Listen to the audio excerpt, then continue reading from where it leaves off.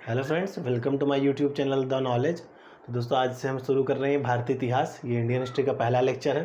तो दोस्तों, जैसा कि मैंने कल बताया था, सबसे पहला इसका हमारा इंडियन हिस्ट्री का सबसे पहला टॉपिक है सिंधु घाटी सभ्यता 2350 से 1750 BC। तो आइए दोस्तों, लाइन बाय लाइन मैंने लिखा हुआ है ताकि ज़्यादा से ज़्यादा कंटेंट आ जाए।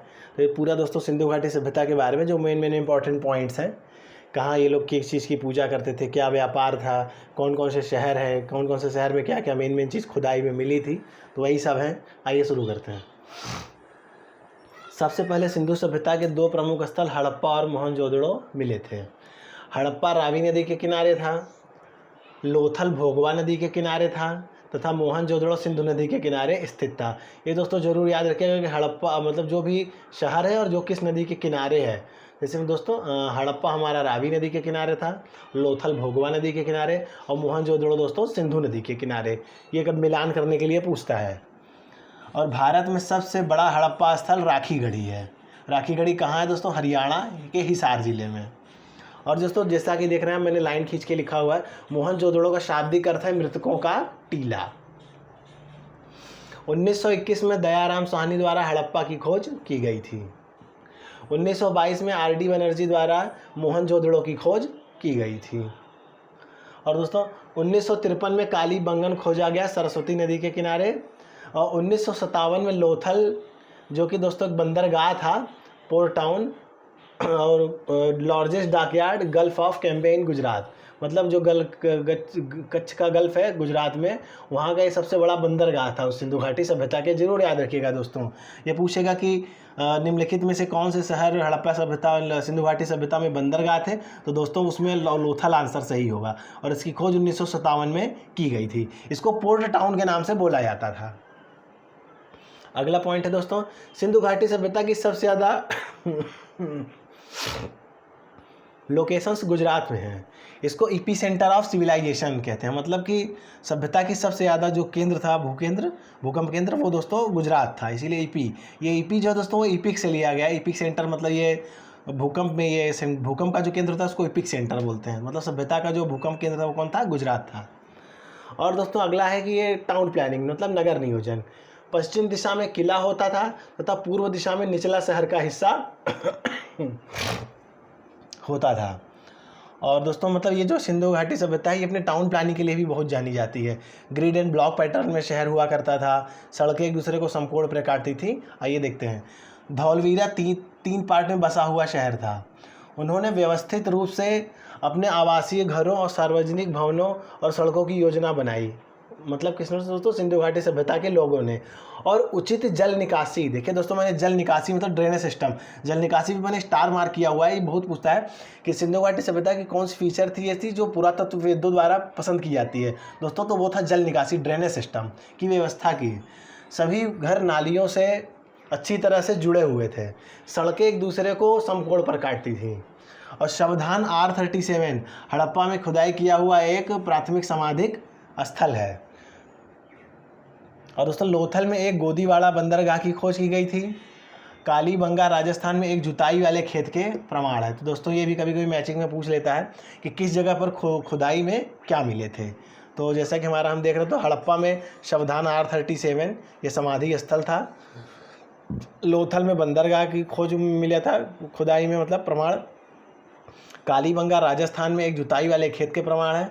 और मोहनजोदड़ो में उत्खनन के दौरान एक नर्तकी की मूर्ति, डांसिंग लेडी आइडल है, आप समझ सकते हैं, नर्तकी की मूर्ति, जो किस बात का प्रमाण थी? कांस्य ढलाई की कला का व्यापक पैमाने पर प्रयोग, जो ब्रैकेट मैंने लिखा है दोस्तों, कि जो नर्तकी की मूर्ति मिली थी वो किस बात का प्रमाण थी? कि उस जमाने में कांस्य ढलाई की कला का व्यापक पैमाने पर प्रयोग होता था। ठीक दोस्तों। बालाकोट, जो कि भी पाकिस्तान में, हड़प्पा सभ्यता में शैल वस्तुएं बनाने का विशिष्ट केंद्र था। ठीक दोस्तों। और प्रभावशाली जल निकासी मोहनजोदड़ो की एक प्रमुख विशेषता थी, मतलब इफेक्टिव ड्रेनेज सिस्टम। ठीक दोस्तों। और धौलवीरा गुजरात लूनी नदी के तट पर स्थित है। ठीक दोस्तों, तो ये भी एक ऑब्जेक्टिव पॉइंट ऑफ व्यू से पूछ सकता है। इसकी खोज JP जोशी द्वारा की गई है। विशेष जल प्रबंधन इसकी प्रमुख विशेषता है। सिंधु घाटी सभ्यता मातृसत्तात्मक थी, मतलब दोस्तों मैट्रियार्की। सिंधु घाटी सभ्यता मातृसत्तात्मक थी। ये शक्ति मातृ देवी की पूजा करते थे। पशुपति महादेव को जानवरों के स्वामी के रूप में जाना जाता था। यूनिकॉर्न और बैल की पशु पूजा करते थे ये लोग। और दोस्तों इसी सिंधु घाटी सभ्यता में कपास का उत्पादन होता था। ये दोस्तों जरूर ध्यान रखिएगा कि दुनिया में सबसे पहले कपास का उत्पादन सिंधु घाटी सभ्यता के लोगों ने किया। ठीक है दोस्तों, कपास, ये कैश क्रॉप बोलते हैं इसको। कपास का उत्पादन होता था, दुनिया में सबसे पहले यहीं पैदा हुआ। ठीक है दोस्तों, सिंधु घाटी सभ्यता के दौरान इंडिया में सोना, तांबा, टिन और कई अर्धकीमती पत्थरों का आयात किया गया था। ये लोग लोहा के बारे में नहीं जानते थे दोस्तों। ठीक है दोस्तों, इस सभ्यता में आयरन के इसमें कोई साक्ष्य प्रमाण नहीं मिले हैं, तो ये बहुत इंपॉर्टेंट है कि ये लोग आयरन के बारे में नहीं जानते थे। ज़्यादातर व्यापार टाइग्रिस और यूफ्रेटस की भूमि में किए गए। ठीक है दोस्तों, टाइग्रिस एक नदी है, मतलब बगदाद शहर इसी नदी के किनारे बसा है। मुहर बनाना इनकी एक प्रमुख कला थी। मुहर का व्यापार मुख्यतः मेसोपोटामिया से किया जाता था। और दोस्तों मेहरगढ़ जो है वो हड़प्पा का शहर नहीं है, यह सिंधु नदी के पश्चिम में बलूचिस्तान पाकिस्तान के स्थित एक नौपाषाण स्थल है। ठीक दोस्तों, तो कभी के ऑप्शन में पूछ ले रहा है कि हड़प्पा के शहर में कौन कौन से शहर हैं दोस्तों, तो ऑप्शन में नहीं है, तो ऐसे आपको पहचानना होगा। तो उसमें मेहरगढ़ जो है दोस्तों हड़प्पा का शहर नहीं है। चौंदड़ो सिंधु नदी के पास स्थित एक हड़प्पा स्थल है पाकिस्तान में। ठीक दोस्तों, यह एकमात्र ऐसा शहर है जहाँ किला नहीं है और मानव बलि के साक्ष्य मिले हैं। ठीक दोस्तों, मतलब यहाँ पे कोई किला नहीं है, यहाँ मानव बलि के भी साक्ष्य मिले हैं। गुजरात के सुरकोटडा हड़प्पा स्थल में घोड़े की हड्डियाँ और दोस्तों कब्रिस्तान मिले हैं। ठीक दोस्तों, तो गुजरात जिसे कभी कभी पूछ लेता है दोस्तों कि सुरकोटडा कहाँ स्थित है दोस्तों, तो गुजरात में ये हड़प्पा स्थल है। और यहाँ खुदाई में क्या मिला है दोस्तों, घोड़े की हड्डियाँ और कब्रिस्तान मिले हैं। सिंधु घाटी सभ्यता के लोगों का मुख्य व्यवसाय क्या था दोस्तों, कृषि था। ये लोग गेहूं, दालें, ऑयल सीड, सीरियल्स ये सब पैदा करते थे। हरियाणा में हड़प्पा के दो प्रमुख जगह राखीगढ़, हिसार और बनावली है। बनावली की खुदाई RS बिष्ट द्वारा वर्ष 1974 में की गई थी। पशुपति की जो मुहर थी उसमें एक योगी की प्रतिमा थी जो कि जानवरों, कौन कौन से जानवरों दोस्तों, भैंस, हाथी, हिरन, चीता और गैंडा, ये जरूर याद रखिएगा दोस्तों। भैंस, हाथी, हिरन, चीता और गैंडा। पशुपति की जो प्रतिमा थी सील में, दोस्तों जो उनकी मुहर भी थी उसमें पशुपति जो थे ये 3, 4, 5 जानवरों से घिरे हुए थे, भैंस, हाथी, हिरन, चीता, गैंडा। ये लोग शिवलिंग की पूजा करते थे, फैलिक वर्शिप बोलते हैं दोस्तों उसको। ये लोग शिवलिंग की पूजा करते थे। अंधविश्वास और लाइफ आफ्टर डेथ में विश्वास रखते थे और दफनाने की प्रथा थी शवों को उस समय में।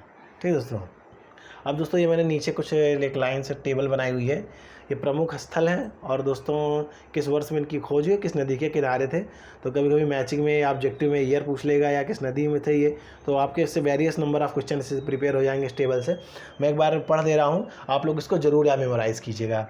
हड़प्पा 1921 में खोजा गया, रावी नदी के किनारे। मोहनजोदड़ो 1922 में खोजा गया, सिंधु नदी के किनारे।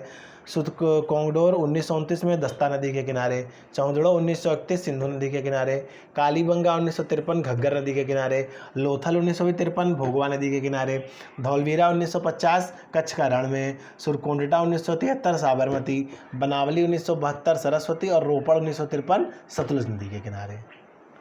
और दोस्तों इस सभ्यता का पतन आर्यों के आक्रमण और प्राकृतिक था, मतलब आर्यों के आक्रमण के कारण ये सडन एंड हो गया इनका, और धीरे धीरे प्राकृतिक मतलब दोस्तों ग्रेजुअल डिके, जैसे मतलब कि समय के साथ लोग मरते हैं, वो था। तो इस सभ्यता के पतन का दो मुख्य कारण था, आर्यों का आक्रमण और नेचुरल डिके। तो दोस्तों ये हमने शॉर्ट मतलब काफ़ी डिटेल में सिंधु घाटी सभ्यता के बारे में पढ़ा।